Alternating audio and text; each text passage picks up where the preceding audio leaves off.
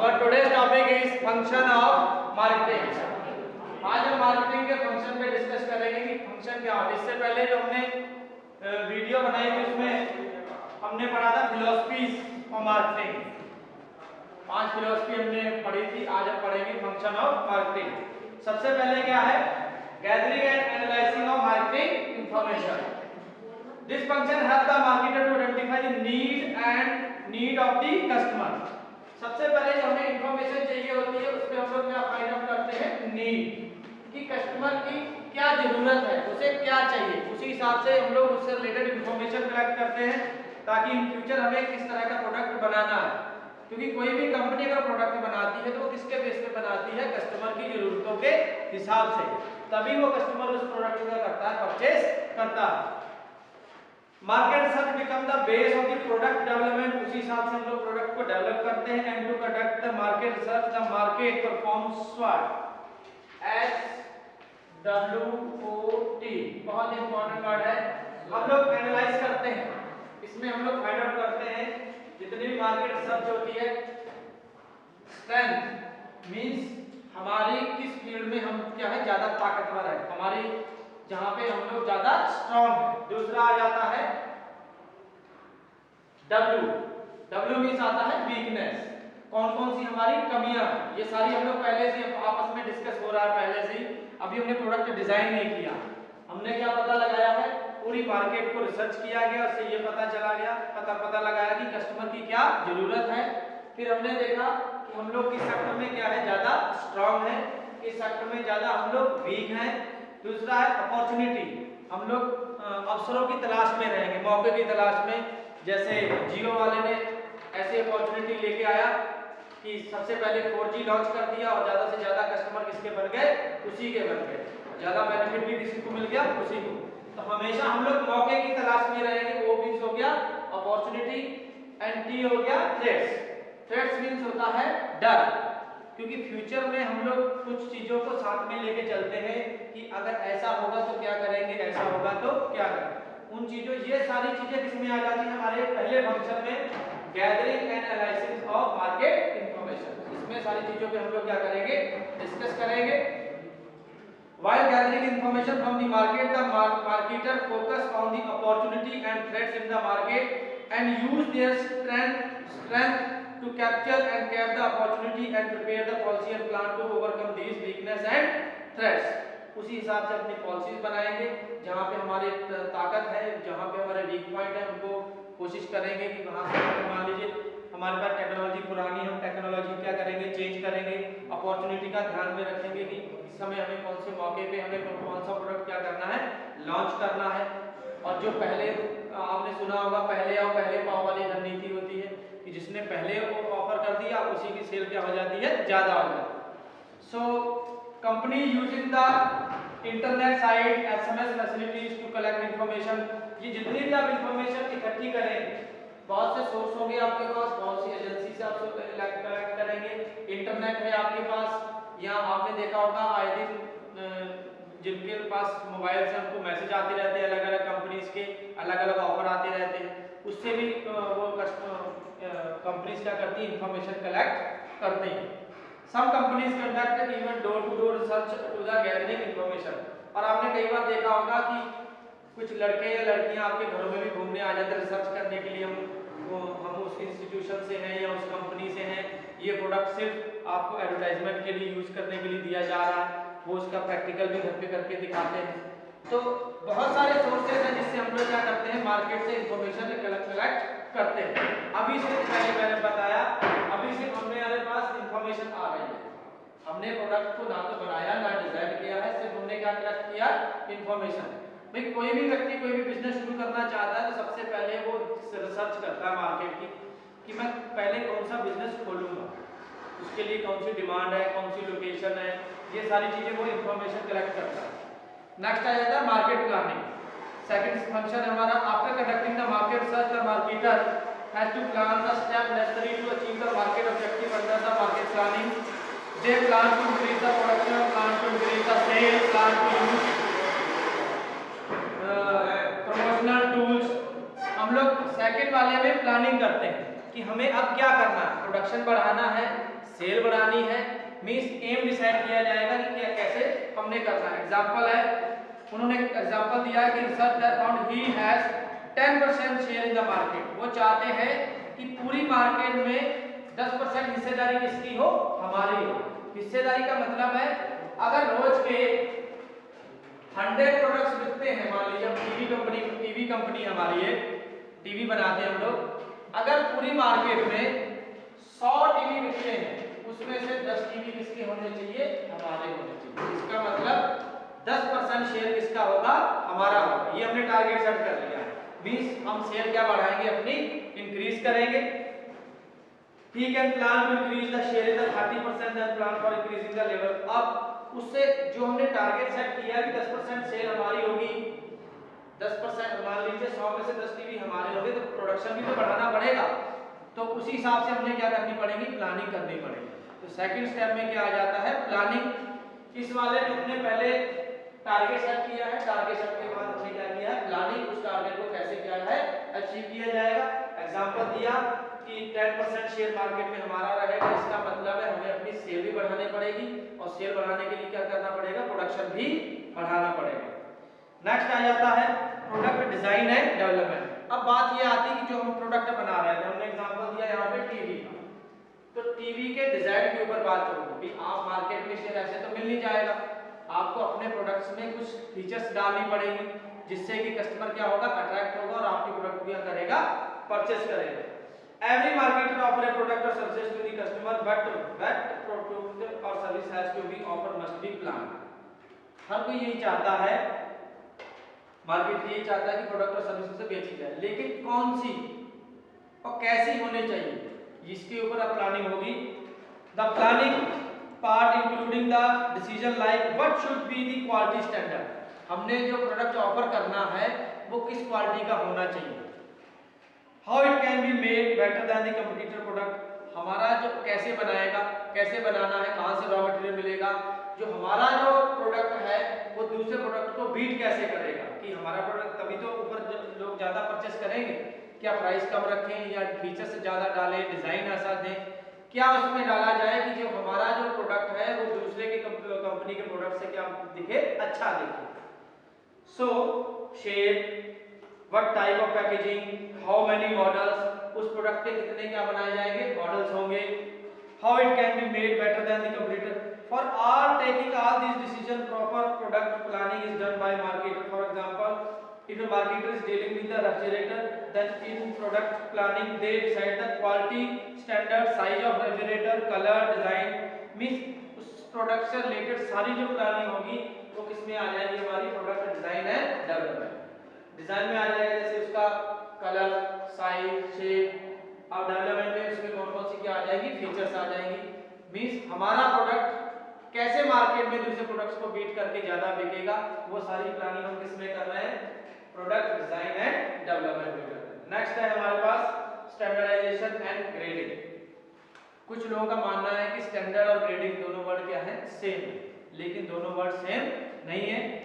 Standardise means maintaining the quality standard. Standardize means होता है उसकी फीचर्स, क्वालिटी जो उसमें डाली जाती है। Uniform in the product, standardize provide quality assurance and consistence to the customers, consumer are assured about the quality of the product and packaging. आपने देखा होगा जितने भी ब्रांडेड प्रोडक्ट है उसको बंदा जो कस्टमर है आंखें बंद करके खरीद लेता, अभी किस कंपनी का है, ब्रांडेड कंपनी का है, तो फिर उसके ऊपर वो कॉम्प्रोमाइज नहीं करता, वो किसी भी दाम पे उसको क्या करता है, खरीद लेता है। क्यों? क्योंकि उसको उसके ऊपर क्या है, विश्वास है, फीचर्स ऑलरेडी वो यूज कर चुका है उन प्रोडक्ट्स को, तो उसे एश्योरेंस है कि इस प्रोडक्ट में ये फीचर्स होंगी जो ये बता रहा है। तो स्टैंडर्डाइजेशन मींस होता है इसकी क्वालिटी।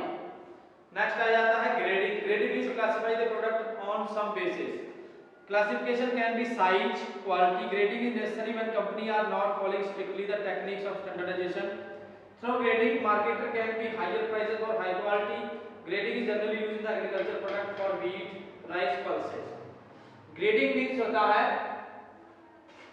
फीचर के हिसाब से हम लोग उसको अलग अलग ग्रेड में दे देते हैं। आपने देखा होगा एक ही मॉडल की कारें जो होती हैं उनका रेट क्या होता है, अलग अलग होता है, सिर्फ थोड़े से सिंबल पीछे वो चेंज कर देते हैं, नाम के आगे पीछे, लेकिन फीचर के हिसाब से उसका रेट क्या होता है, किसी का ज़्यादा होता है, किसी का कम होता है। यहाँ पे जो ग्रेडिंग ज़्यादा इन्होंने लगाई है, ग्रेडिंग इन्होंने किसमें लगाई है, जैसे राइस, व्हीट जो अच्छी क्वालिटी का होगा वो क्या होता है, महंगा होता है, तो उसको उन्होंने क्या करता है, ग्रेडिंग में बांट दिया है। अगर आप लो प्राइस वाला लेना चाहते हैं तो आपको ये वाली ग्रेडिंग का लेना पड़ेगा, हाई प्राइसेस लेना चाहते हैं, अच्छे लेना चाहते हैं, उसकी ग्रेडिंग क्या होगी, अच्छी होगी और उसका प्राइस भी क्या होगा, ज़्यादा होगा। नेक्स्ट आ जाता है पैकेजिंग एंड लेबलिंग। अब बात करते हैं, हमने प्रोडक्ट मतलब बता दिया कि किस स्टैंडर्ड कैसे होगा, उसकी ग्रेडिंग अगर बांटेंगे। पैकेजिंग में आप किस तरह की पैकेजिंग आएगी उसकी, कि आप उसको जो सेफ रखना है, आपने प्रोडक्ट को क्या करेंगे आप सेफ, तो सेव करने का अगर मान लीजिए कुछ लोग उसमें गत्ते के डिब्बे में लगाते हैं, कुछ टीन का डिब्बा लोहे के में भी आता है, ताकि अगर लिक्विड है तो उसको ऐसी पैकिंग होनी चाहिए जिससे वो लीकेज ना हो, खराब ना हो, इजी आप उसको कैरी कर सकें। है जो आपकी जो पैकेजिंग होनी चाहिए अट्रैक्टिव होनी, अच्छी होनी चाहिए, सेफ होनी चाहिए। The product is always supply to the customer in the packet form. कोई भी प्रोडक्ट जो है, मोस्टली ज्यादातर जो प्रोडक्ट अच्छे प्रोडक्ट हैं वो आपको पैकेट फॉर्म में मिलेंगे, खुले हुए प्रोडक्ट्स आपको नहीं मिलेंगे।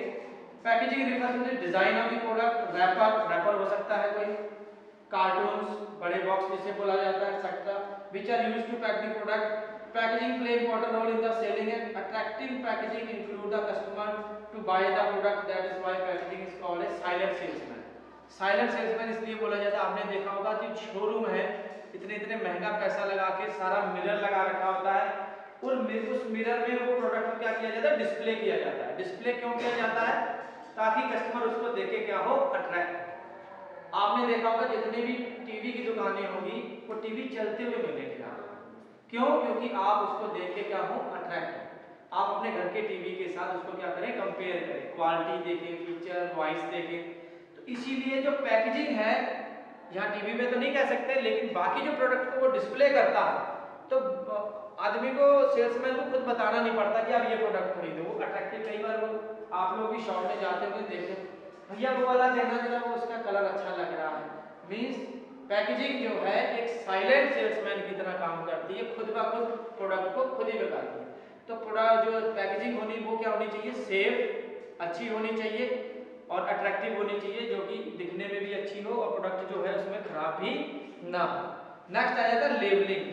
लेबलिंग मींस होता है, जैसे आपकी ये बुक है, ये पैकेजिंग है इसकी, ये जो इसके ऊपर ये गत्ते का कवर लगा है, ये पैकेजिंग है इसकी, और लेबलिंग मींस होता है ये जो सारी इंफॉर्मेशन इसके ऊपर लिखी हुई है।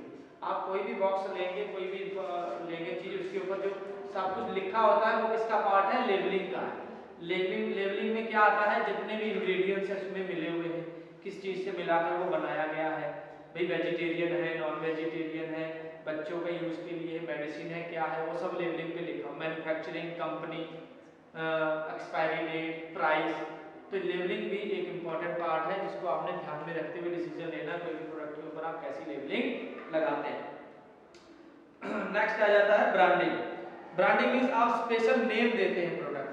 ब्रांडिंग मींस आपने उस प्रोडक्ट को क्या दिया है, नेम। कंपनी में decided to sell the product in the company's name और they decided a special branding. कई बार कंपनी खुद अपने नाम से सेल करती है या फिर किसके नाम से, ब्रांड के नेम से। For example Sony BPL are using the company name, whereas brand names, whereas Aircel, Tide are specially brand names selected by the company। कुछ कंपनी अपना नाम खुद लगाती है, जैसे उन्होंने एग्जांपल दिया है, सोनी के जितने प्रोडक्ट हैं वो सोनी कंपनी के खुद के हैं, उन्होंने उसके ऊपर और कोई नाम नहीं लगाया। बीपीएल के भी ऐसे ही हैं। लेकिन जैसे टाइड आता है आपका डिटर्जेंट, टाइड जो है कंपनी का नाम नहीं है, वो उसको एक प्रोडक्ट को एक नाम दिया गया है, ठीक है। तो they are special brand name selected by the company। The brand name must be selected by very carefully as customer loyal depend upon the brand name। और ब्रांड नेम सेलेक्ट करते वक्त आप अपने प्रोडक्ट का नाम रखते वक्त ये ध्यान में रखिए कि नाम ऐसा होना चाहिए जिसके ऊपर आपका कस्टमर क्या कर सके, विश्वास कर सके, और जिससे भी कंपनी को नुकसान ना हो, क्योंकि एक बार अगर नाम खराब होता है तो सीधा डायरेक्ट किसको पड़ता है, इफेक्ट पड़ता है कंपनी। नेक्स्ट आता है customer support services. Customer support services आप जानते होंगे, कुछ सर्विसेज आफ्टर सेल भी प्रोवाइड की जाती हैं। बिकने के बाद आप टोल फ्री नंबर पे कॉल कीजिए, हमारे इंजीनियर आएंगे वो इस प्रोडक्ट को लगाने में, या अगर कोई गड़बड़ हो जाती है उसको रिपेयर आपकी फ्री है, या कभी भी आपको कोई प्रॉब्लम आती है आप सीधा सेलर के पास जाकर कंप्लेन कर सकते हैं या टोल फ्री नंबर पे कंप्लेन कर सकते हैं। In present day business environment in the king pin in the market, So customer satisfaction is the main motto of the every business. So every very important function of marketing management related to developing customer support services such as handling customer complaints, customer की जो problems उनको handle करना, after sale services provide करना, maintenance services, customer को information provide कराना, technical services देना। अब कुछ चीज़ें मार्केट में मान लिया नया ही मोबाइल लॉन्च हुआ है, आपको यूज़ करना नहीं आता है, पता ही नहीं है वो कहाँ से ओपन होगा, कौन सा फंक्शन उसका कहाँ से चलेगा, सो उसको बारे में सारी जानकारी देना। सो ये सारी चीज़ें क्या करती हैं, कस्टमर को सेटिस्फाई करती हैं और उसे विश्वास भी दिलाती हैं कि इन फ्यूचर अगर आपको प्रॉब्लम आती है तो कंपनी आपके साथ हमेशा क्या है, खड़ी है। नेक्स्ट आ जाता है pricing of the product. Pricing of product में हम डिसाइड करते हैं कि जो प्रोडक्ट हमने बनाया है या लॉन्च किया उसका क्या प्राइस होगा, क्योंकि प्राइस जो है बहुत ही क्रूशियल एलिमेंट है, क्योंकि अगर आपने प्राइस ज़्यादा कर दिया तब भी आपका प्रोडक्ट नहीं बिकेगा और आपने कम कर दिया तब भी आपको कंपनी को क्या हो जाएगा, बहुत ज़्यादा लॉस होगा। सो सारी चीज़ें मार्केट इन्फॉर्मेशन लेने के बाद कंपटीटर का क्या प्राइस है, हमारी फीचर्स क्या हैं, उसी हिसाब से हम क्या करते हैं, उसका प्राइस रखते हैं। क्योंकि अगर आपकी फीचर अच्छी है तो आप कितना ही प्राइस रख लो तब भी वो प्रोडक्ट आपका इजीली क्या हो जाएगा, बिक जाता है। लेकिन फीचर के हिसाब से आपने प्रोडक्ट का प्राइस नहीं रखा है तो प्रोडक्ट को बिकने में क्या हो जाएगी, problem. So price means the money which a customer has to pay to buy products और services. It is the most crucial element of the market as a customer is a highly price sensitive, yet a little variation in the price may be take over the customer to the competitor product. The market keep in the mind various factors such as objective of the firm, demand, competition, etc. Price रखते वक्त उसने कहा आपको सारी चीज़ें ध्यान में रखनी पड़ेगी। मार्केट में जो कंपटीटर का प्रोडक्ट है उसका प्राइस कितना है, फीचर क्या थी, या कंपनी का क्या मोटो है, तो इस बार प्रॉफिट ज़्यादा करना चाहती है कम, तो बहुत सारी चीज़ों को ध्यान में रखते ही आपने अपने प्रोडक्ट का क्या करना है, प्राइसिंग करनी है। प्राइसिंग का मतलब कोई जो प्रोडक्ट आपने बनाया है उसका कितना रेट आप रखते हैं, क्योंकि थोड़ा बहुत भी वेरिएशन होगा तो आप दूसरी चीज़ की तरफ चले जाएंगे, कंपटीटर का जो प्रोडक्ट है वो बिकने लगेगा अगर थोड़ा बहुत भी वेरिएशन होगा। नेक्स्ट आ जाता है promotion and selling. Promotion and selling में जो हमने प्रोडक्ट बनाया है उसको हम कैसे प्रमोट करेंगे, कैसे सेल करेंगे, उसके लिए अलग अलग मीडियाज को सेलेक्ट किया जाएगा, एडवर्टाइजमेंट किया जाएगा, डोर टू डोर सेलिंग होगी या ऑनलाइन सेलिंग होगी या पैम्पलेट्स या होर्डिंग्स या टीवी में अगर आप कोई देते हैं तो जिससे कि आपकी सेल क्या हो, बढ़ जाए। नेक्स्ट आ जाता है फिजिकल डिस्ट्रीब्यूशन। फिजिकल डिस्ट्रीब्यूशन में आता है आपका कि गुड्स जो है प्रोड्यूस कहीं पे होते हैं और बिकते कहीं और जाके, तो उनकी जो बीच की दूरी है वो भी कौन दूरी का कंप्लीट करा है, ट्रांसपोर्टेशन या फिजिकल डिस्ट्रीब्यूशन में आ जाता है। जो कस्टमर और एक प्रोड्यूसर के बीच में गैप है वो हमारा जो फिजिकल डिस्ट्रीब्यूशन में जब आ जाता है, आप किसका कौन सा साधन लेते हैं, चॉइस ऑफ डिस्ट्रीब्यूशन कौन सा है, इन्वेंट्री, स्टोरेज, वेयर हाउसिंग, तो ये सारी चीज़ें आपकी किस में आ जाती है, फिजिकल डिस्ट्रीब्यूशन में आ जाती है। नेक्स्ट आ जाता है storage and warehousing. Transportation का है, इसमें ट्रांसपोर्टेशन मीन्स आप कौन सा मीन्स लेते हैं, आप किस तरह से अपना सामान, रॉ मटेरियल या जो फिनिश गुड्स है एक जगह पे दूसरी जगह कैसे जाएगा। नेक्स्ट आ जाता है स्टोरेज एंड वेयर हाउसिंग। अब जरूरी नहीं कि सारा सामान आपका। नेक्स्ट आ जाता है ट्रांसपोर्टेशन। फिजिकल डिस्ट्रीब्यूशन में भी आपने पढ़ा कि उसका एक जगह से दूसरी जगह पहुंचाना, नहीं जो सामान नहीं बिका उसको क्या करना, स्टोर कर देना। नेक्स्ट आ जाता है हमारा transportation. The goods are not necessarily consume at the same place. उसने कहा कि गुड्स जरूरी नहीं कि जहां बने हैं वहीं पे कंज्यूम किए जाएं या वहीं पे बिके, क्योंकि ये मान लीजिए बुक कहाँ पे बनी है, इसका मैन्युफैक्चरिंग फ्रंट पेज पे लिखा होगा आपके, ये बुक जो बनी है वो आपकी दिल्ली शायद बनी होगी, बीके ग्लोबल पब्लिकेशन है इसका। सो दिल्ली है, मान लीजिए इसका ऑफिस कहाँ है, दिल्ली, और मैन्युफैक्चर भी कहाँ हुई है, दिल्ली हुई है। तो ट्रांसपोर्टेशन की मदद से ही दिल्ली से ये बुक आपके कहाँ पे पहुंची, बरेली में आ गई। तो ये जो दूरी दूर की गई, डिस्टेंस जो खत्म की, किसके माध्यम से हो पाई, ट्रांसपोर्टेशन से। So there is a place gap between the production and consumption. To cover this place gap, the marketer make use of various modes of transportation. So goods can be transferred to the different corners of the country. It is not only by the finished goods need of transportation but raw material. जरूरी नहीं है कि finish goods ही आप transport के जरिए एक जगह से दूसरी जगह, इवन रॉ मटेरियल भी आपको ट्रांसपोर्ट की जरूरत पड़ती है, रॉ मटेरियल भी एक जगह से दूसरी जगह पहुंचाने में। So the marketer compare the various modes of transportation, transport on various categories and select the best and most suitable of transport raw material inputs and finished goods. जो अच्छा रहेगा, सेफ रहेगा, सस्ता रहेगा, उसी ट्रांसपोर्ट को क्या लेंगे आप, सेलेक्ट करेंगे। नेक्स्ट आ जाता है स्टोरेज एंड वेयर हाउसिंग। अब कुछ सामान हमारा रॉ मटेरियल सारा तो लगा नहीं और सारा ही हमारा सामान जो बिकता नहीं है, तो उसको हमें क्या करना पड़ता है, स्टोर करना पड़ता है। So the goods are not consumed immediately when they are to be produced. There is a time gap between the production and consumption. कोई चीज बनी है, ये तो जरूरी नहीं कि आज यूज हो जाएगी, यूज होने के लिए इसके पास टाइम है, लेकिन उस टाइम गैप पे मींस अब मान लीजिए सर्दी आने वाली, सर्दी में हमें गर्म कपड़े चाहिए होते हैं, तो गर्म कपड़े ये तो है नहीं कि आज ही बने होंगे और आज हमने आज ही खरीद लिए हैं, वो 2-3 महीने पहले मैन्युफैक्चर करने शुरू कर दिया होगा, तो तब से मैन्युफैक्चरिंग करते करते उनको क्या किया, उन्होंने स्टोर किया होगा, कहीं पे स्टोर करके रखा होगा, तो जब सीजन आता है तो उन गुड्स को क्या करते हैं हम लोग, निकाल लेते हैं। There is a time gap between production and consumption, so it is necessary to keep the goods safe during the time gap, as a good need to the protection from the moisture से बचाने के लिए, insects से बचाने के लिए, rodents, theft, चोरी होने के लिए, so marketers often maintain own warehousing to store the products, or they may use the public warehouse to keep the goods safe and fresh till the demand in the market. या तो वो खुद अपने गोदामों में इसको सेव करके रखते हैं, या गोडाउन्स को हायर किया जाता है, उन गोडाउन्स में हम लोग अपना जो रॉ मटेरियल है या फिनिश गुड्स को क्या करके रखते हैं, स्टोर रख करके रखते हैं। So dear students, today we complete the topic function of marketing. In the next video we discuss about the marketing mix.